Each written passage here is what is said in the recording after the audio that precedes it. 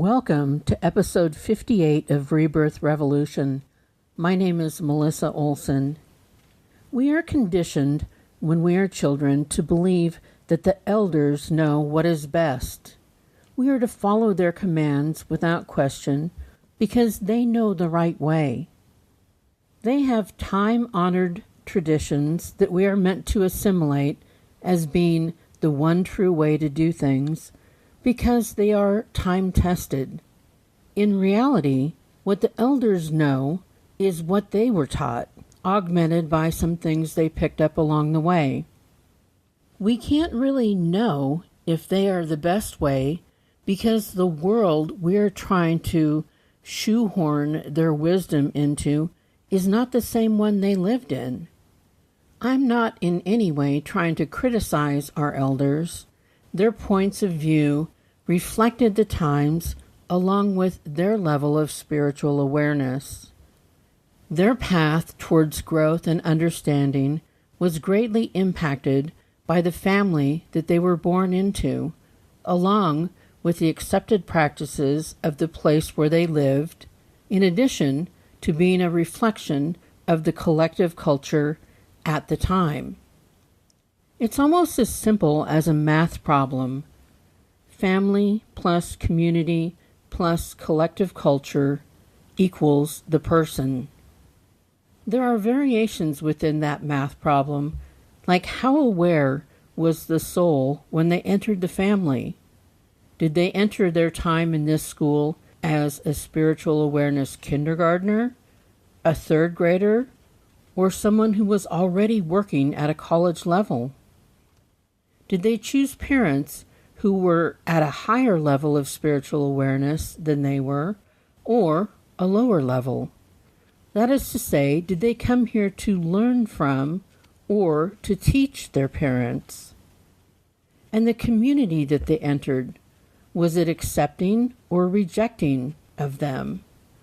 Was it a place that was open to growth and expansion, or was it a community that is rigid in its definition of what is or is not acceptable?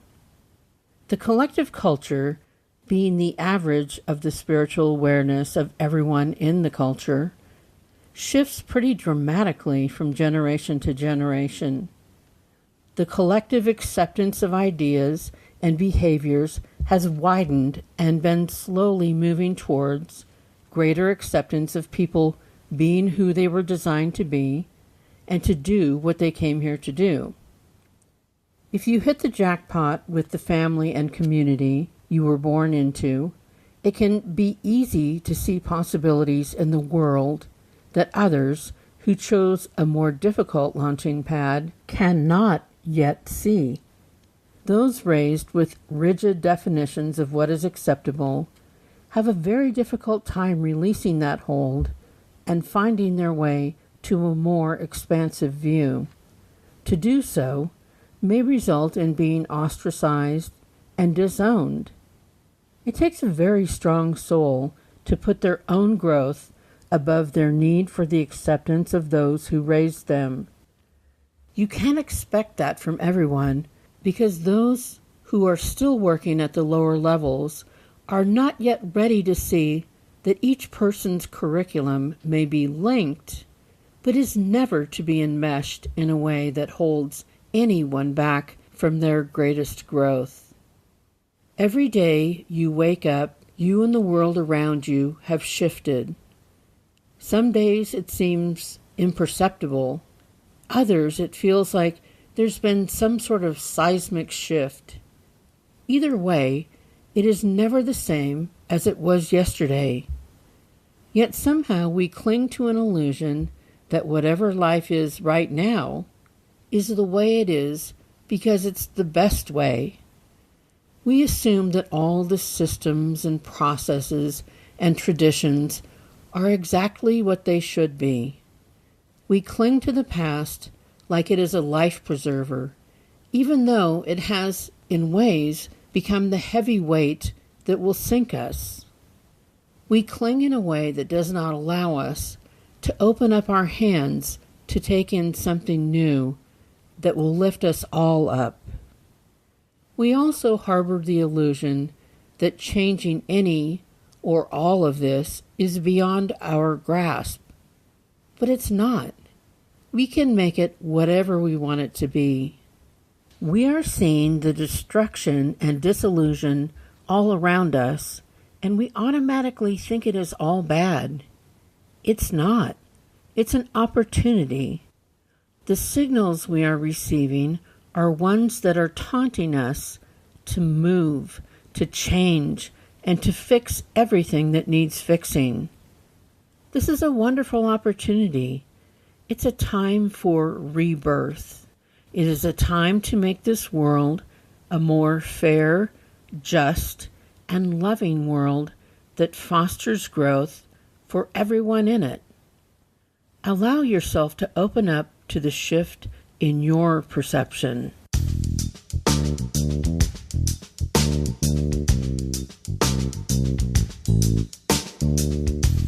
Shifting your perception is an act of letting go. It is an act of imagining better. It is an act of putting more faith in your vision than into your fear of change. Part of letting go is to release what the elders thought was right. It is kind and loving to let it go and then gather back up and continue to work into your daily life the thoughts and actions of theirs that were based in love and compassion for all people.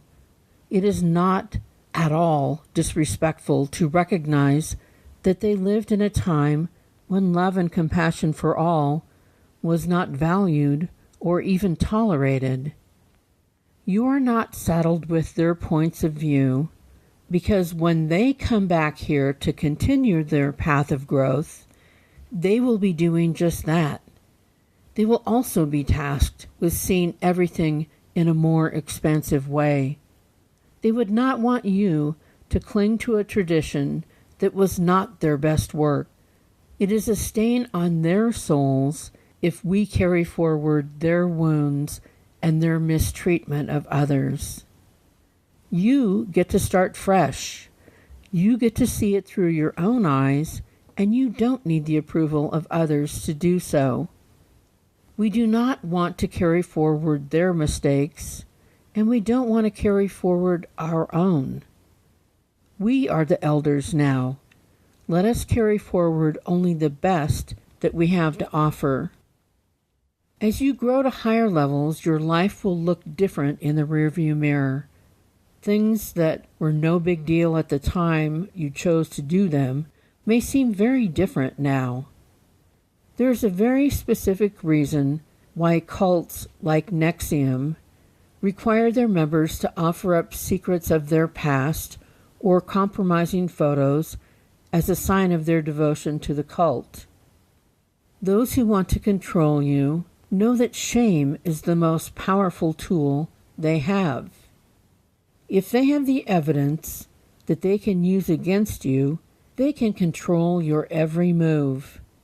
But shame is only a weapon if you choose to see what you have done in the past as unforgivable. Of course, they are banking on the fact that others will also find it unforgivable, but that too is an aspect that you control by deciding if the opinions of others matter more than anything.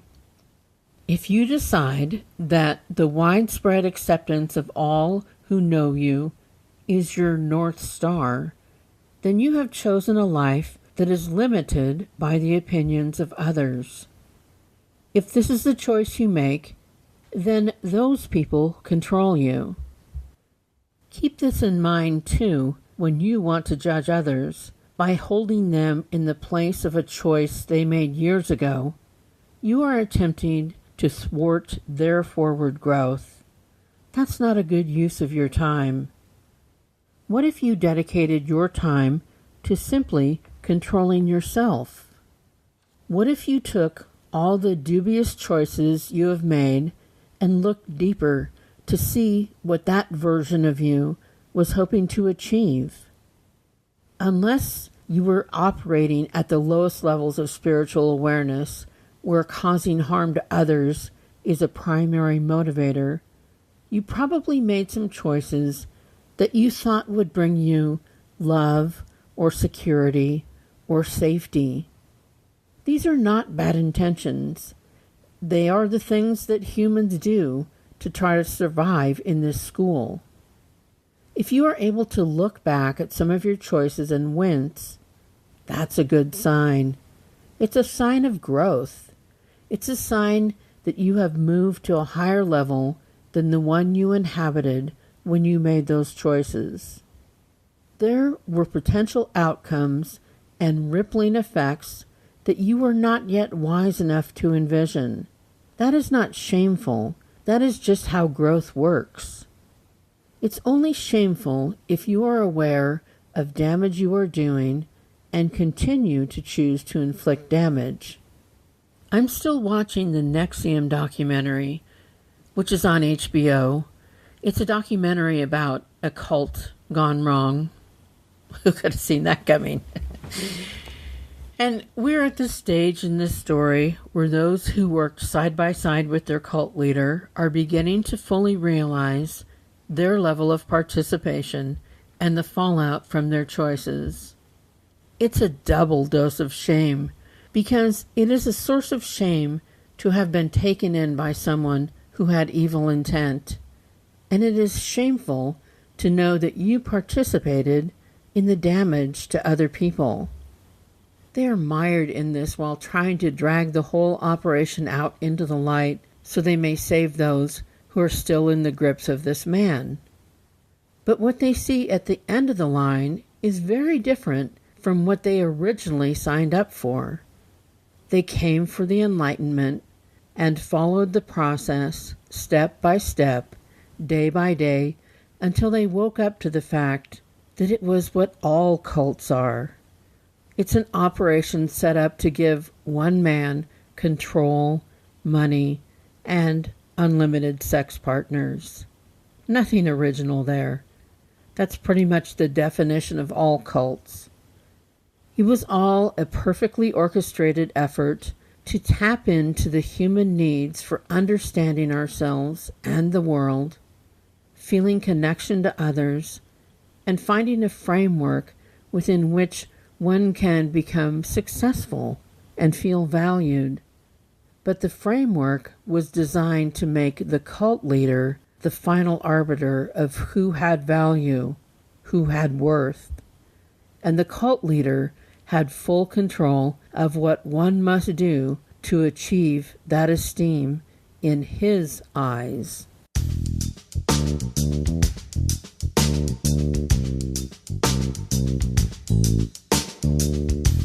One of our human frailties is that we easily offload the job of determining our worth onto another person, which is always dangerous.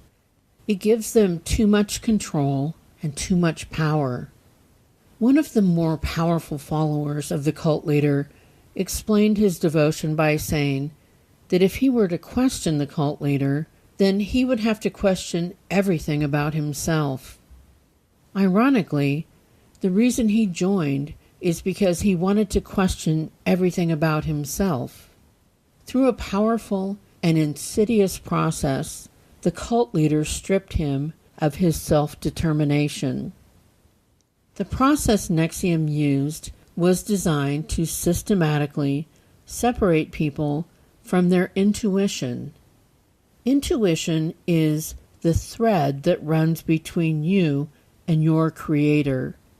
It is a sacred bond that serves you throughout your lifetime. It is your internal barometer of truth. It is a guiding force you can employ whenever needed. The severing of that sacred bond was necessary for the cult leader to assume the role and reap the presumed benefits of now being their creator.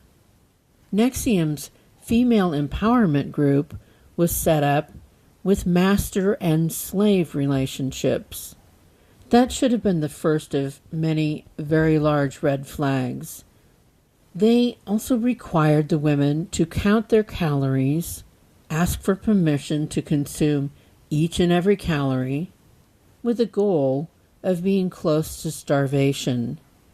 They required the women to provide constant collateral that would be used to shame them and keep them in the group, such as nude photos and secrets from their past. Then, if they were achieving all of these feats, they received the ultimate prize of sleeping with the cult leader. Oh, and there was the branding of their bodies with a hot iron. They would then have to wear the initials of the cult leader until the end of time. It's pretty clear that this whole setup was designed by a man because every part of the process was hugely disempowering to the women. Female empowerment never begins with counting calories, controlling or being controlled by other women, and ends with sleeping with a man who would have a hard time getting attention in any other setting. But he was masterful in inching them further and further away from thoughts that were their own. He created a new reality that was completely within his control. He was the source of all meaning and the source of everyone's self-perception. Our wiring does not make us deficient, but it does make us susceptible. We are wired with needs that a low-level person can easily spot and exploit to achieve their own ends. And sadly, it is easy to set your hooks in people who are being vulnerable enough to express their desire to grow. You could watch the future cult members hear something in the initial coursework that sparked something for them. All cults draw you in with ideas that are worth entertaining. We have the weakness of thinking that if a person knows one thing, then they must know all things. No one knows all things, and no one person knows the complete journey you are here to take. No one knows everything that you need to know. You are vulnerable when you admit you want to know something. You are even more vulnerable when you hear something that pings for you. They know that. That's why they catch you when you get that first ping and explain that you will get all the pings if you sign up for the complete system. Here's how you protect yourself. Take the thought, leave the system. Your path is littered with shiny pennies that come from thousands, if not millions, of different sources. Each penny is a piece of the wisdom puzzle that you are here to put together.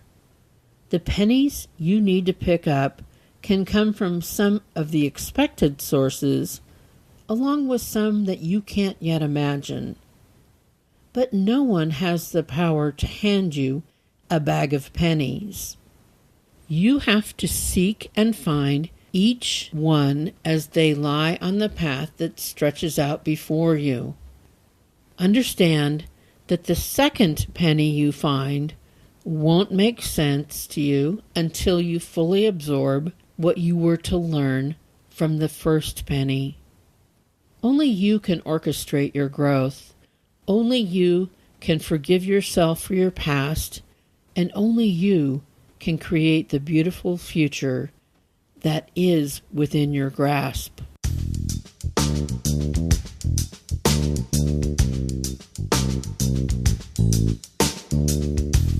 Thanks for listening to Rebirth Revolution. I'm thrilled to see all the unexpected places where this podcast is being consumed. Pass it along if you think it might contain a ping or two for someone else. Until next week, create something that didn't exist before. Show yourself the love and respect that you richly deserve. Vote as if your life depends on it, because it does. And wear your mask. Remember, you are loved exactly as much as every other person on the planet, not 1 ounce more or 1 ounce less. Stay strong and safe and stay in the fight.